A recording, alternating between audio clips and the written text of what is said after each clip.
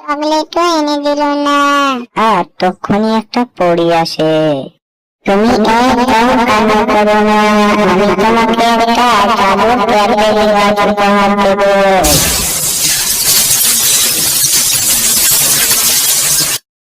আর সেখান থেকে উড়ে চলে যায়। এদিকে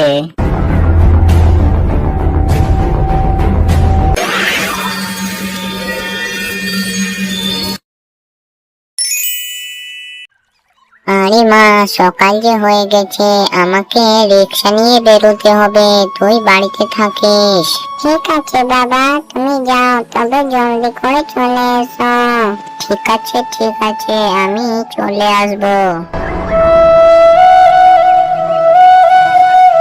এই বলে মিচকে শিয়াল সে তার রিক্সা নিয়ে বেরিয়ে পড়ে রিক্সা স্ট্যান্ডে যাওয়ার উদ্দেশ্যে।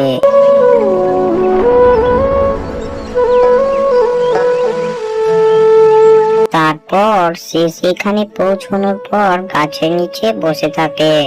আর তখনই একটা প্যাসেঞ্জার আসে, আর সে তাকে তার বাড়ি পৌঁছে দেওয়ার জন্য বলে। আর মিচকে শিয়াল তাকে তার বাড়ি পৌঁছে দেয়। আর এভাবেই দিন শেষ হয়ে রাত্রিবেলা নেমে আসে। আর মিচকে শিয়াল রাত্রিবেলা বাড়ি ফিরতে শুরু করে।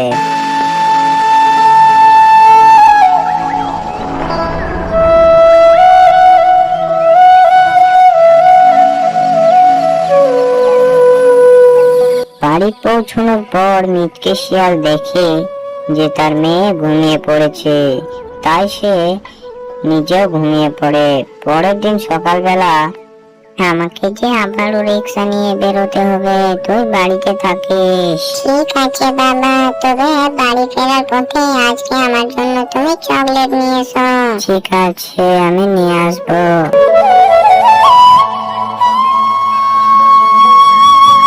এই বলে মিচকে শিয়াল প্রতিদিনের মতো রিক্সা নিয়ে বেরিয়ে পড়ে প্যাসেঞ্জার গ্রহণ করার উদ্দেশ্যে। প্রতিদিনকার মতো রিক্সা স্ট্যান্ডে গিয়ে সে গাছের নিচে বসে, কিন্তু সেদিন কোনো প্যাসেঞ্জার না আসায় তার রিক্সাতে কেউ চড়ে না। আর এভাবে সন্ধে লেগে যায়, আর সে খালি হাতে বাড়ি ফিরে আসে।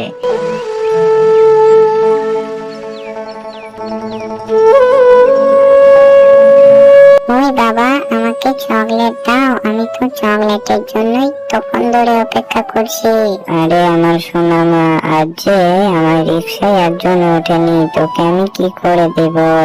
তোকে আমি বরঞ্চ অন্যদিন কিনে দেব, আজকে শুয়ে পড়। এইসব বলে মিচকে শিয়াল শুয়ে পড়ে। আর মিচকে শিয়ালের মেয়ে মন খারাপ করে রিক্সার কাছে আসে আর কান্না করে। বাবা কত খারাপ, আমাকে একটা চকলেটও এনে দিল না। আর তখনই একটা পরী আসে। আরে ছোট্ট মেয়ে, কি হয়েছে তোমার? তুমি রাত্রিবেলা কাঁদছো কেন, আমাকে বলো। এরপর ছোট শিয়ালিনী তাকে সব কিছু খুলে বলে। তুমি একদম কান্না করো না, আমি তোমাকে একটা জাদুর ক্যাডবেরি গাছ উপহার দেব। সেখান থেকে তুমি অনেকগুলো ক্যাডবেরি গাছ থেকে পেড়ে খেতে পারবে। তুমি এখন শুয়ে পড়ো, যাও। এরপর সে বাড়িতে যায় আর শুয়ে পড়ে। এদিকে পড়ি সেখানে জাদু করে দেয়।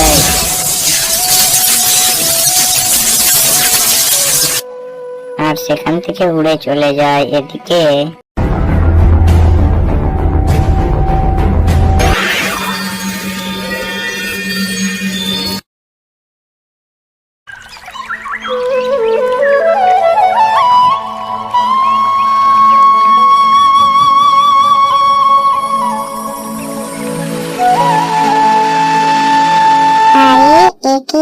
তো দেখছি ক্যাডবেরির সত্যি গাছ হয়েছে। বাবা বাবা, বাইরে এসো, দেখো কি হয়েছে। পরী আমাকে সত্যি বলেছিল। আরে মা, তাই তো, এখানে তো সত্যি ক্যাডবেরির গাছ হয়েছে। বাবা তুমি আর একদম চিন্তা করো না, তোমাকে আর রিক্সা চালাতে হবে না, তুমি এই ক্যাডবেরি গুলো বিক্রি করবে। এরপর থেকে মিচকে শিয়াল ক্যাডবেরি বিক্রি করতে লাগলো।